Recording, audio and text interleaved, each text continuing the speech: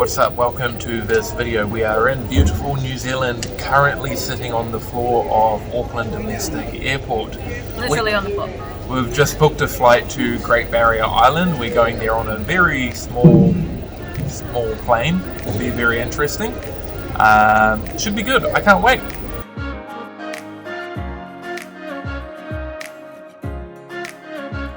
So we just got off the plane. It took about 30 minutes to get here. The plane can hold about 10 to 15 people.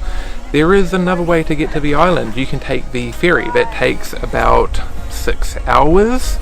But the benefit is that you can take your car on the ferry as well. It is quite good if you've got a car here to get around. I can't wait for today. Let's get going.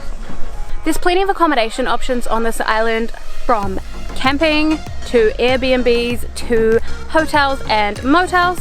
We are fortunate enough that I grew up on this island and we get to stay with my family that are living here, but do not fear, there is plenty of accommodation options here.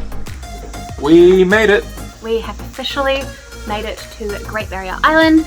We have spent the past few hours just hanging out with my family, catching up. We obviously haven't seen them in almost 11 months. And now we have come to the Claris Social Club for dinner.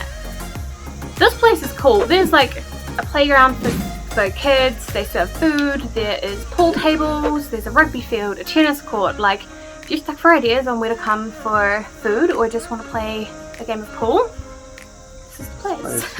Yeah. I feel real at peace here, you know. It's a very hard feeling to explain, but the fact that everyone seems to know each other, I think, is real cool. And you're surrounded by these beautiful mountains here. Yeah, I'm enjoying it. I love it. Yeah. It's a very surreal feeling at the moment. Maybe because we're still a bit jet lagged, I don't know. But yeah, I think it's also just nice to be around like family again. Totally. Alright.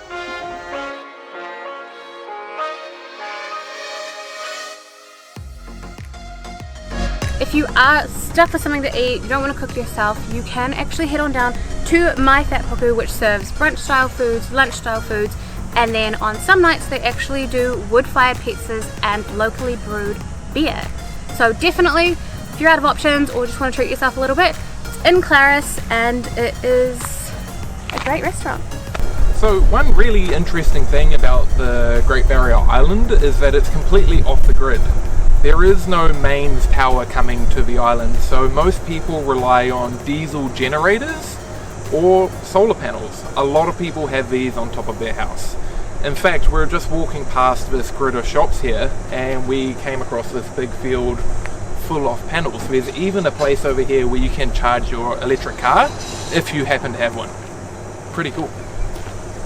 Despite the island being isolated from the mainland, I just want you to know that you can find everything here that you may need. You know, there's a laundromat in front of me and a general store, and most importantly, an epic liquor store with a very wide range of alcohol.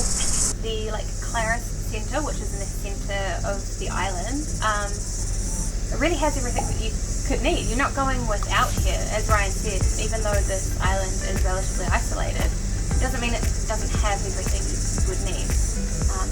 But enough of that, let's get back to showing you all the fun things. Okay, we are about to go and check out the art gallery here. We're going to go into the museum as well. Not too sure how much we're going to film because filming in an art gallery defeats the purpose of the art, but we will show you what we can. However, just know that if you come to this beautiful island, you can go and check out some beautiful art and some of the history of the island.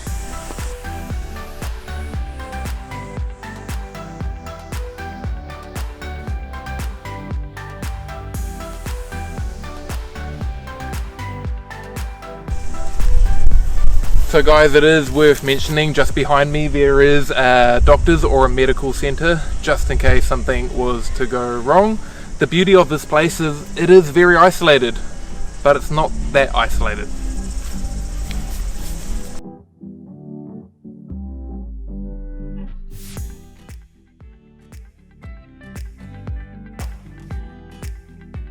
We are currently in between the mountains. We thought it would be a great day to go for a quick walk.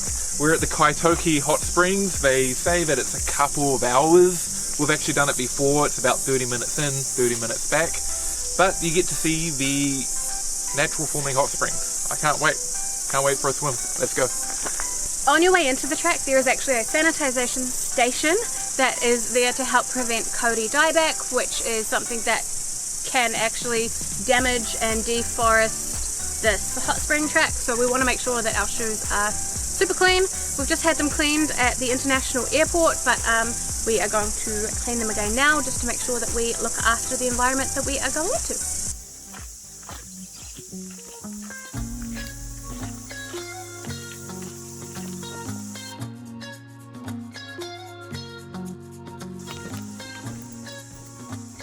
I'm going to test out the water. Maybe I'll go more upstream soon where it's a bit deeper, because I can't really dive in here, it's quite shallow. But I'm going to test it out. And this is the main pool, right? Okay, I thought it would be a lot warmer. It's quite refreshing actually. That's nice. You going to jump in? No, I didn't bring my dog. Oh no. This is really refreshing. Be nice to have a picnic here, I think. I think there's like little pockets of heat in certain areas because it was boiling. I literally jumped out. Overall guys, you know, if you're just looking for something different to do, it was a beautiful little hike here. It's very relaxing here, very peaceful. Another thing I want to mention is there is no reception here for your mobile phone, which is it's a good thing, I think, you know. It's a really good place to unwind. How you feeling? Good. This was great. I enjoyed it. We're going to start walking out now. It's about 35 minutes and we've got about 35 minutes. So we're going to start hustling, but might chat to you guys when we are almost up.